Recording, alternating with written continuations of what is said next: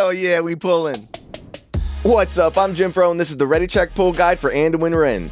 Big shout out to our Patreon supporters who help make these videos possible. This is the first end boss that we've ever seen in the middle of a raid, and because this is an end style boss, we have end boss level mechanics and difficulty.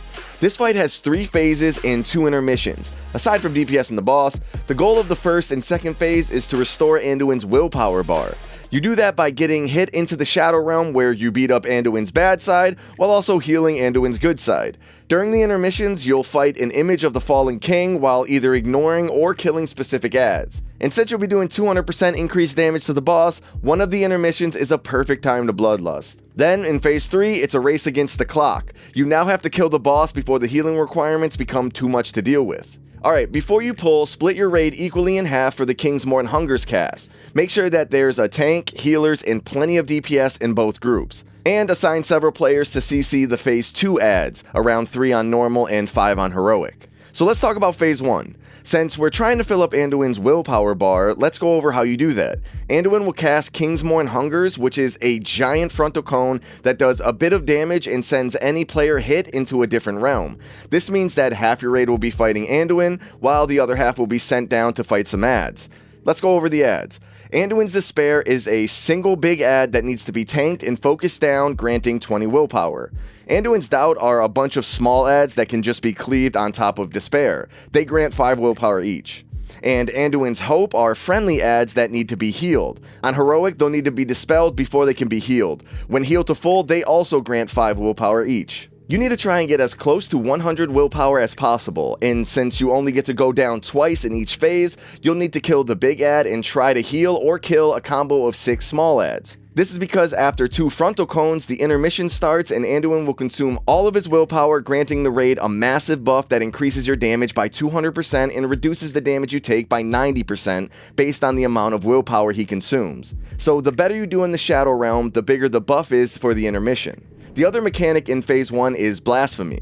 The boss targets several players and marks them with a yellow or black debuff. Coming into contact with any player with the same mark will instantly wipe the raid. To get rid of the debuffs, you'll have almost no time to come into contact with a player who has the opposite debuff.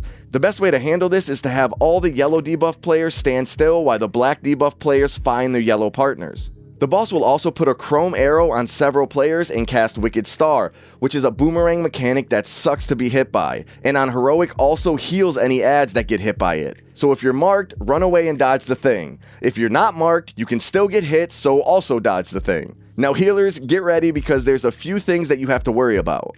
Hopebreaker is a big burst of damage on the entire raid as well as a dot that stacks every time this is cast. There's also Domination Word Pain, which is a dot that randomly goes on several players that needs to be spot healed for 12 seconds. And most importantly, the boss will cast Befouled Barrier, which is a heal absorb shield that reduces healing received while inside of the shield and explodes after 25 seconds on the entire raid. To prevent this, you'll need everyone to stack inside of the barrier and pump healing to shrink the barrier until it disappears. Since the raid will be getting 75% reduced healing, Spirit Link Totem, raid DRs, personal DRs, and Healthstones and health pots can go a long way in helping you get through the barrier. The last mechanic in phase 1 is for the tanks, which is basically just a stacking attack speed buff on the boss that gets reset whenever you taunt swap. So taunt swap as often as possible and use a damage reduction cooldown to help while the other tank is in the Shadow Realm. After the second cone group is finished, the first intermission will start. This is probably the best point in the fight to Bloodlust. The intermission lasts about 60 seconds and the goal is to get as much damage done to the Fallen King as possible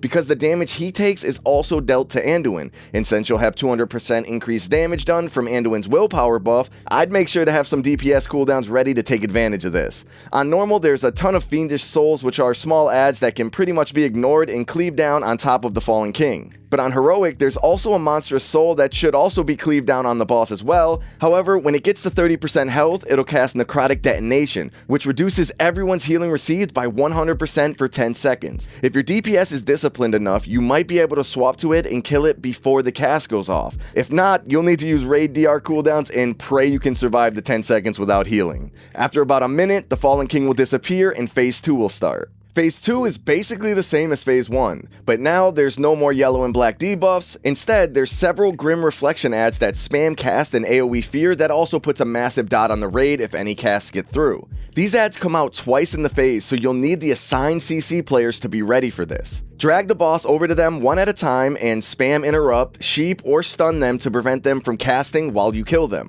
You might be able to grip a second ad on top of the boss as well to DPS them down at the same time, but that's a little risky. On Heroic, everyone needs to be super careful to never point the Wicked Star at any of the ads, because it'll heal them and cause them to be CC immune, which basically means a wipe. So it's super important that any marked players run away from any ads to dodge the boomerang, and all the ads need to die before Anduin gets the full willpower, or it's a wipe. After the second cone group is finished again, the second intermission will start. This is the same as the first intermission with an additional mechanic. Walls of enemies move across the platform. Getting hit by any of these basically kills the player, so you'll be moving the Fallen King around the outer edge of the platform to avoid these. And make sure everyone is away from the middle of the platform before the intermission ends. Then, Phase 3 will start.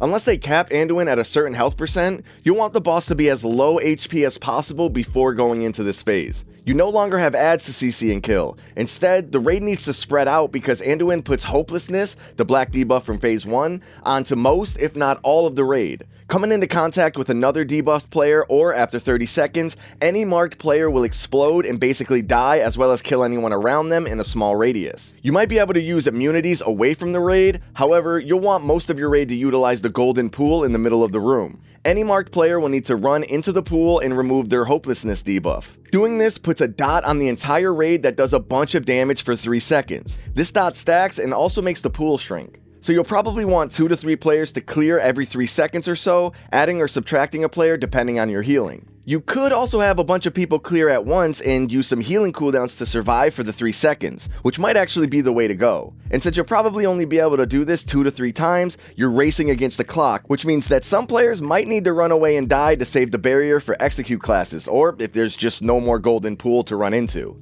Now Anduin will also cast Empowered Hopebreaker, which does multiple waves of big damage and puts additional stacks of the Hopebreaker debuff on players. Hopebreaker is a permanent debuff, it's not the Hopelessness debuff that gets removed. I needed to mention that because the names are super similar. The only other thing in this phase is the boomerang, which just needs to be dodged. And that's pretty much it. Here's a quick recap of the fight for you to review or screenshot for later. Our Patreon supporters get these guides early, so if you're interested in that, check out the links below. Peace.